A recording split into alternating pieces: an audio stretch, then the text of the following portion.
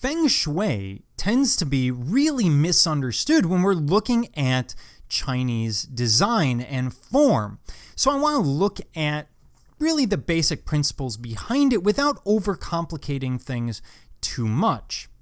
Now, Feng Shui at its base is a system of laws considered to govern spatial arrangement and orientation. It's all about the flow of energy, or qi.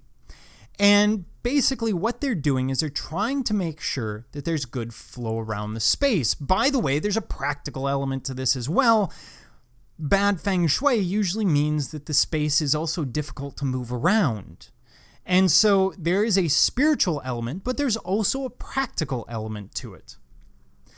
When we look at it, we tend to think of it in terms of flow. So you might see a map like this, where someone will come in and look at how the qi, the energy, flows around the space. But you can also interpret this as how a person moves around the space. And you've been in awkward spaces. They're usually college dorms and apartments. You've also been in really nice spaces. They've been well thought out. And you've noticed at some point that some spaces are simply easier to move around than others. And that's really Feng Shui at work.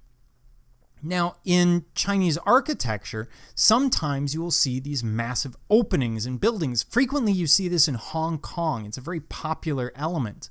And this is to allow that energy flow, that qi, to run from the mountains unimpeded down to the sea.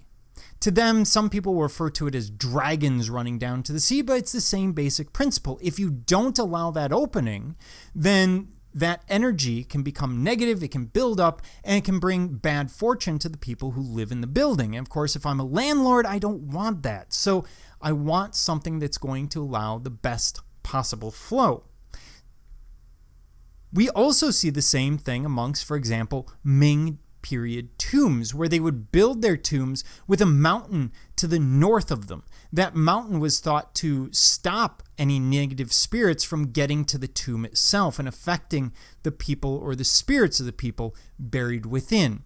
So they're using it in a number of different ways, not only the layout of individual rooms, but also citing something as important as a tomb or any other structure. So to give you an example of Feng Shui in a way that we would typically deal with, here we're looking at, for example, a conference room. Bad Feng Shui would be a big rectangular table and everyone's hitting these hard corners. Feng Shui does not like hard corners. By the way, you don't either, because if you walk into this room, you're going to cut those corners. It's just human nature.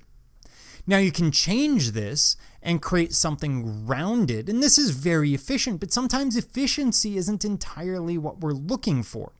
So instead, in the same space, if we put this table on an angle, what we end up with is a flow where we move in and out through the spaces. Now, why would we want to do that? That's not nearly as efficient as this, but, well, consider the society. In China, socialization is going to be very important, and this pattern would allow me, if I'm walking into a crowded or already in-process meeting, it allows me to talk to each person as I move to my seat, no matter where that seat is. So it becomes very efficient, but also very effective in a social society.